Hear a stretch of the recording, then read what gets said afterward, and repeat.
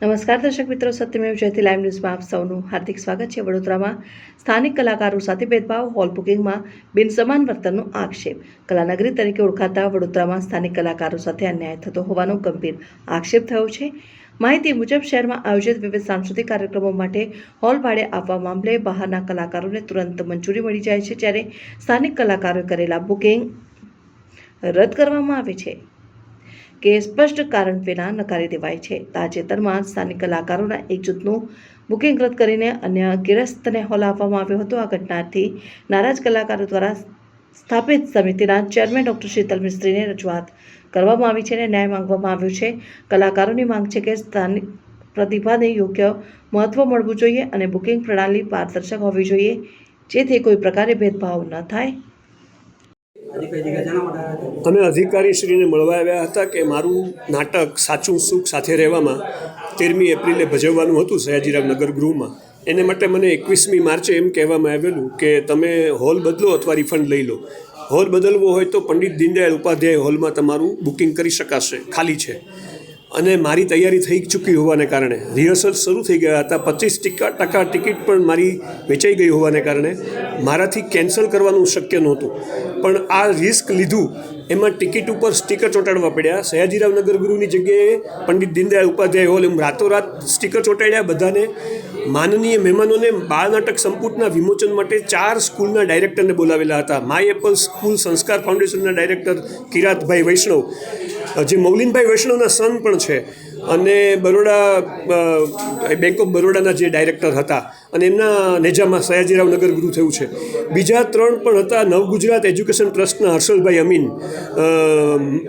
મયુર Heer સેચીવર્સ school જે છે એના ડાયરેક્ટર હિરલબા ચાવડા સાહેબ, મેન મુદ્દો એ છે કે મને તમે બાળ નાટકની પ્રવૃત્તિમાં વેગ આપવાનું કેમ ન રાખો?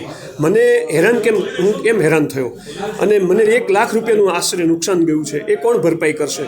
કારણ કે પંડિત દીનદયાળ ઉપાધ્યાય હોલમાં સગાવાલાઓને નાટક જોવા આવવામાં તકલીફ પડી છે। બપોરનો શો હતો, તડકો કેટલો પડે છે। સયાજીરાવ નગર ગૃહમાં એ આસાન બને છે, શહેરની મધ્યમાં છે, અને એને કારણે મારા કલાકારો પણ બહુ હેરાન થયા। વહેલા આવવું પડે, 1 કલાક ઓછામાં ઓછું ઘરેથી વહેલા, એટલે તૈયાર સરસ ફ્રેશ અભિનય કરવાની જે તક હતી એ પણ ગુમાવી। એટલે પરફોર્મન્સમાં અસર થઈ, માનસિક અસર થઈ, આર્થિક અસર થઈ। આ બધી નુકસાની કોણ ભોગવશે? અને સ્થાનિક કલાકારોને તમે જો આવી રીતે ન્યાય નહીં આપો અને પ્રોત્સાહન નહીં આપો તો બાળનાટ્ય પ્રવૃત્તિ કોણ કરશે? ઘણા લોકો એવું કહે છે કે અમે નાટકની પ્રવૃત્તિ તમે કેમ કરતા નથી? તો કરે છે એને તમે પ્રોત્સાહન કેમ નથી આપતા? એ પ્રશ્ન તમને પોતાને પૂછો, એ મારો મુદ્દો છે। અમે ચેરમેન સાહેબને મળ્યા, સ્ટેન્ડિંગ કમિટીના જે ચેરમેન છે એમને મળ્યા, અને એમણે એમ કહ્યું કે 13મી તારીખે અમારાથી એસી રિપેર થઈ શકે એમ ન હોવાને કારણે અમે તમને નથી આપ્યું, અને અમે તડામાર તૈયારી કરીને એસી રિપેરિંગ કામ 98 ટન અને 135 ટનના જે છે એની લગતી વાતમાં એમણે એમ કહ્યું કે 20મી એપ્રિલે અમે એસી કરી શકીએ એમ છીએ એટલે, અને બીજું પંખા અને કુલરની ઓર્ગેનાઇઝરે પોતે જવાબદારી પણ લીધી છે। આવો વિકલ્પ મને નહોતો આપ્યો કે તમે પંખા અને એર કુલર કે એવું કંઈક લગાડો તો તમારો શો તમે 13મી એપ્રિલે સયાજીરાવમાં કરી શકશો, પણ એમનો જવાબ એવો હતો કે અમારું હજી રિપેરિંગ થયું નહોતું અને થઈ શકે એમ નહોતું। 20મી એપ્રિલે થઈ શકે એમ છે, 27મીએ થઈ શકે એમ છે। આ જવાબ છે એમનો। હું માનું છું કે ભવિષ્યમાં બીજાને કોઈને પ્રશ્નો ઊભા ન થાય એટલું તો આ લોકોએ સાંત્વન આપવું જોઈએ। કલાકારો અહીંયા આજે એમની વેદના લઈને હું એમને આવ્યો છું। તમે વિચાર કરો કે વડોદરા શહેર, આ સર સયાજીરાવ ગાયકવાડ મહારાજનું શહેર, સંસ્કારી નગરી, સાથે સાથે કલાનગરી તરીકે ઓળખાય છે, પણ ક્યાંક ને ક્યાંક સ્થાનિક કલાકારો સાથે અન્યાય થઈ રહ્યો છે। જે લઈને આજે શિવસેના દ્વારા આજે અમે એમને મળવા આવ્યા હતા અને સાંત્વના પણ એ લોકોએ આપી છે, પણ હકીકત એ છે કે તમને સ્થાનિક કલાકારો સાથે આ રીતનું વર્તન કેમ તમે કરી રહ્યા છો? તમે જ્યારે એમને હોલ આપ્યો ત્યારે તમને નહોતી ખબર કે ભાઈ આપણે રિનોવેશનમાં નાખ્યો છે કે એ કર્યો? તમે સડનલી એમને કેન્સલ કરી દીધો, અને હવે 20 તારીખે એક 20 સારા એવા કલાકારનો શો છે 20 તારીખે, તો ત્યારે તમારી બધી તૈયારી થઈ ગઈ છે।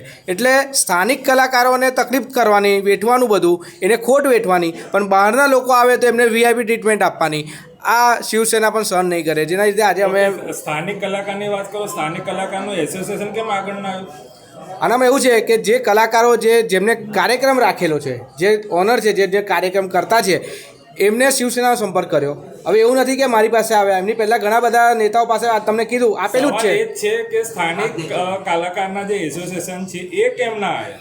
એ હવે એમને તમે પૂછો, એ જે એસોસિએશનવાળા છે એમને તમે જઈને પૂછો કે ભાઈ તમારી સાથે આવો અન્યાય થતો હોય તો તમે શું કામ તમારા આવા એક પાર્ટનરને તમે કહો છો કે તને ખોટ જાય તો વાંધો નહીં, બરાબર, પણ અમે અમારી પ્રેસ્ટીજ ના બગાડીએ મીડિયામાં આવીને.